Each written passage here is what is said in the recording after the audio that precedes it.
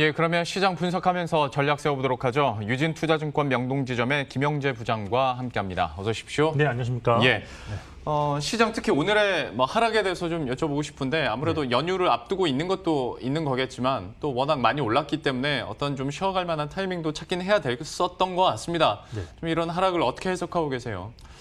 근데 자연스러운 조정이 나오고 있다라고 보고 있는데 사실 그동안 시장의 상승을 주도했던 것들을 좀 되새겨 본다 그러면 최근에 시장의 상승을 주도했던 건 역시 미국에서의 그런 코로나 확진자 증가세가 둔화되면서 또한 코로나 치료제 또 백신 개발 이런 뉴스들이 어떤 그 팬데믹 상황의 종료 그런 거에 대한 기대감으로 인해서 또 이제 유동성의 힘으로 시장을 받쳤는데 근데 문제는 시장을 이끌었던 유동성이 오히려 이런 재료들로 인해서 좀 줄어들 수도 있겠다 하는 이런 우려감도 나오고 있는 것이 지금 사실입니다.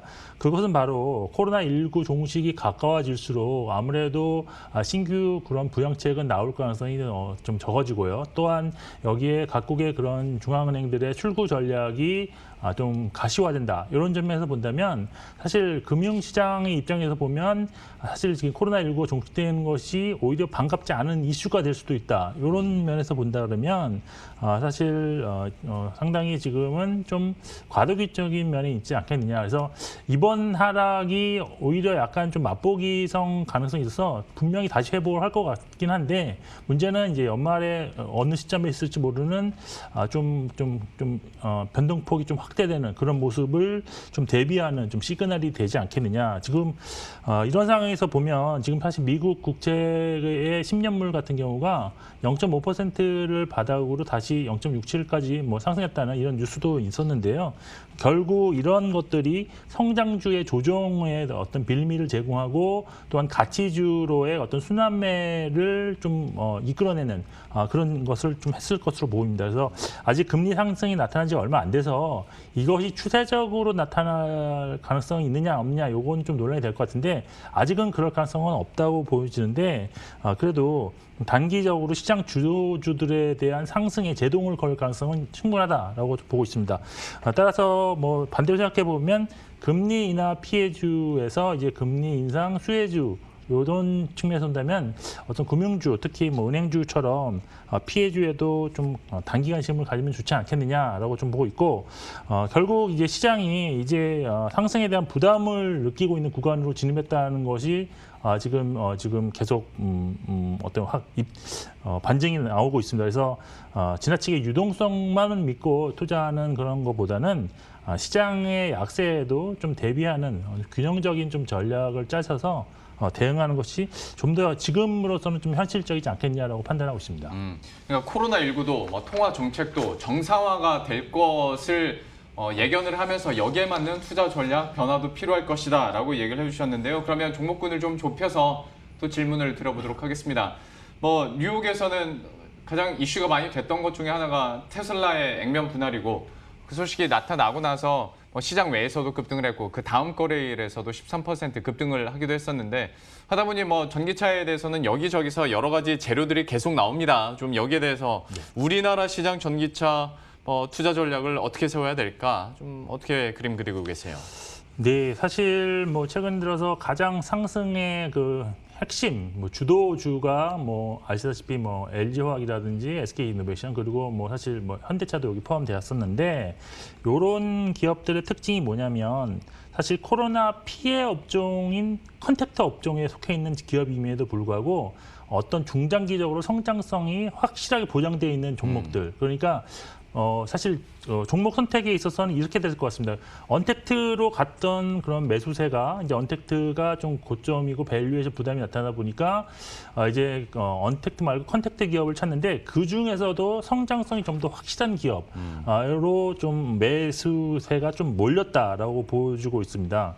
물론 이제 여기에 번외로 테슬라가 사실 상당히 좀 주가 상승률이 높아서 국내 기업의 그런 주가들에도 상당히 영향을 준 건 사실입니다. 근데 사실 테슬라 이번 상승이 어떤 펀더멘탈적인 거 아니고 좀 액면 분할 소식에 따른 주가 반등이기 때문에 사실 밸류에이션에 대한 부담 얘기 항상 있고 특히 요즘 더 나오는 얘기 같습니다. 그리고 더 뭐 상승할 수 있다라는 논리에는 테슬라의 논리에는 스페이스 X와의 어떤 뭐 연계성 이런 것도 좀 얘기가 나오는데 사실 대주주만 동일한 걸로 알고 있습니다. 그래서 그쪽의 성장성까지도 덧붙이는 모습은 조금은 좀 오버된 모습이 좀 나온다. 그래서 결국 저는 아직 신규 매수하기에는 좀 부담스럽지 않냐. 근데 오늘 2차 전지와 관련해서 사실 시장에 충격을 준 것이 외국계 리포트가 하나 있었는데요.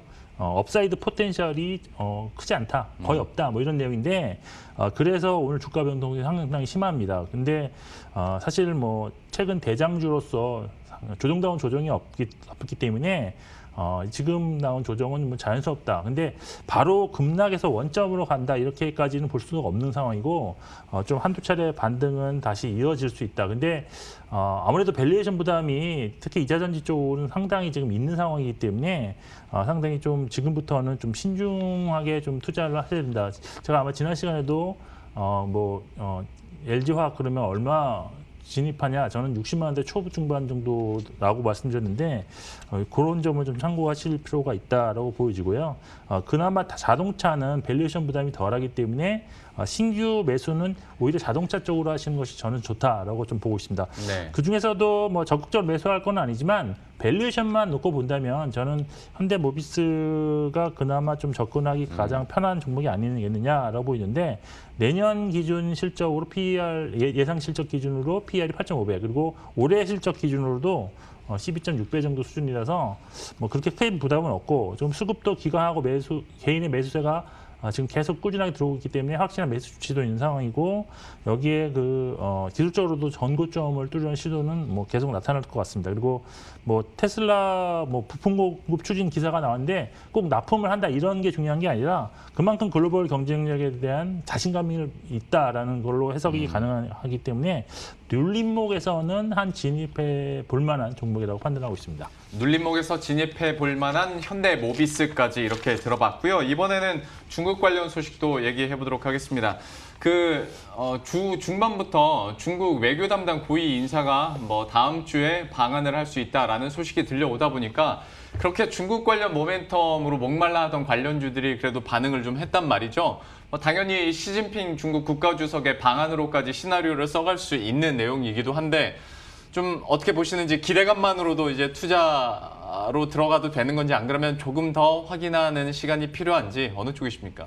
네, 제가 볼 때는 사실 주도주들이 좀 조정을 받을 수 있는 자리에서 이런 내용이 재료가 나왔기 때문에 사실 화장품이라든지 중국 관련주, 면세점 관련주 이런 쪽으로 상당히 오늘 또 영향을 많이 받은 그런 재료라고 할 수 있는데요. 네.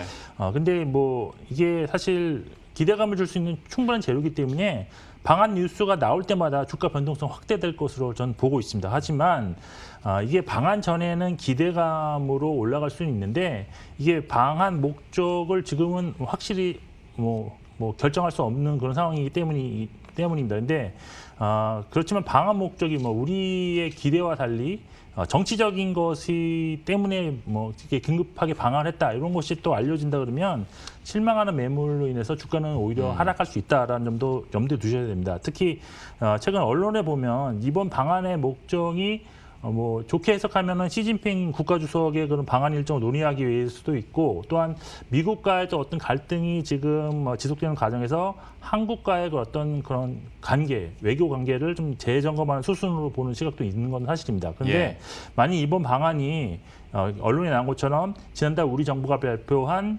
미사일 지침 개정 문제에 대해서 논의하는 자리여서 탄도미사일 사거리 제한을 풀겠다는 입장에 대한 유감의 뜻을 표현하는 그런 자리라면 상당히 부정적인 재료로 원로 변할 수도 있는 그런 문제입니다. 그래서 결국 지금 그냥 단순히 놓고 본다면 그냥 팩트만 놓고 본다면 지금 한한령이 전면적으로 만약 해제가 되더라도 코로나19 때문에 중국 방한객이 실질적으로 유입될 가능성이 크지 않다는 점, 매우 어렵다는 점, 이런 점을 볼 때 일단 변동성이 확대되면서 주가가 좀 급등락을 반복할 때 고점 매도 관점에서 접근하는 것이 좋다고 보고 있습니다. 미중 무역 갈등의 진행 상황들을 봤을 때 우리가 올해 연초에 있었던 시진핑 중국 국가주석의 방한 기대감과 지금의 방한 기대감은 포인트가 좀 다른 것 같습니다. 때문에 무턱대고 기대감만으로 좀 이렇게 들어가기에는 약간 리스크가 커 보이고요.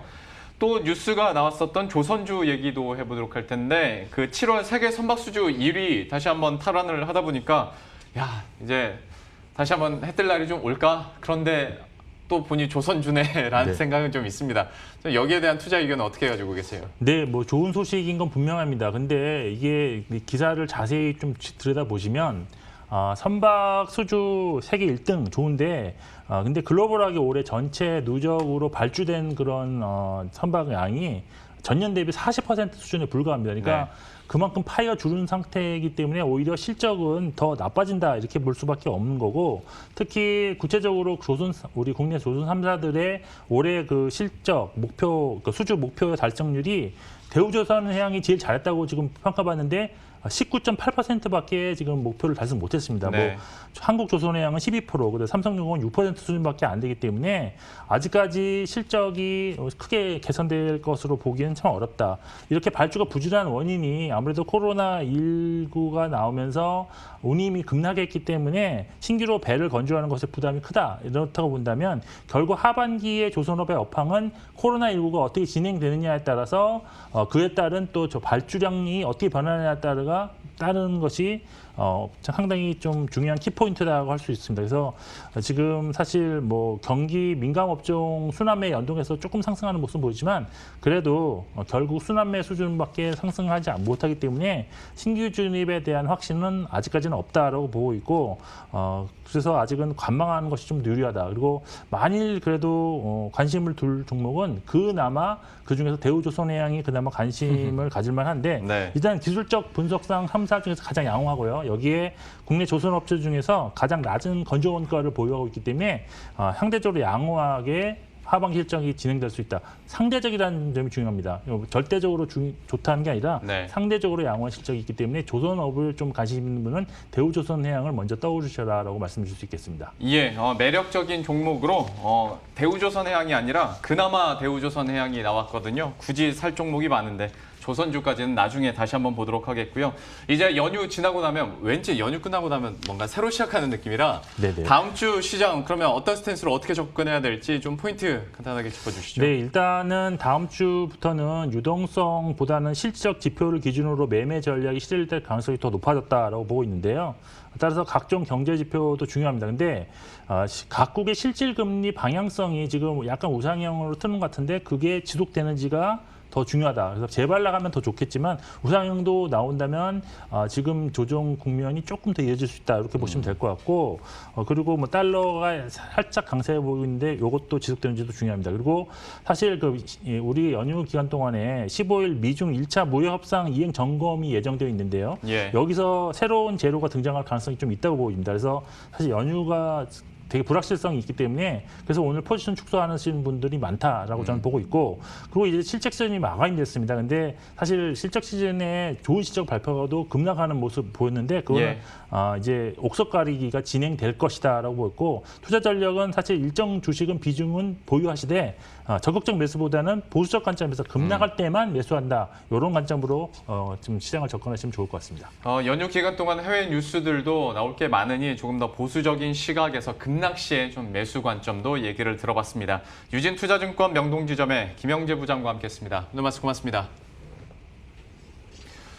예, 그럼 저희는 여기서 인사드리도록 하겠습니다. 오늘 시장까지 끝까지 마무리 잘 하시고요. 저희들은 다음 주 화요일 이 시간에 새로운 전략을 들고 다시 찾아뵙도록 하겠습니다. 시청해주신 여러분 고맙습니다.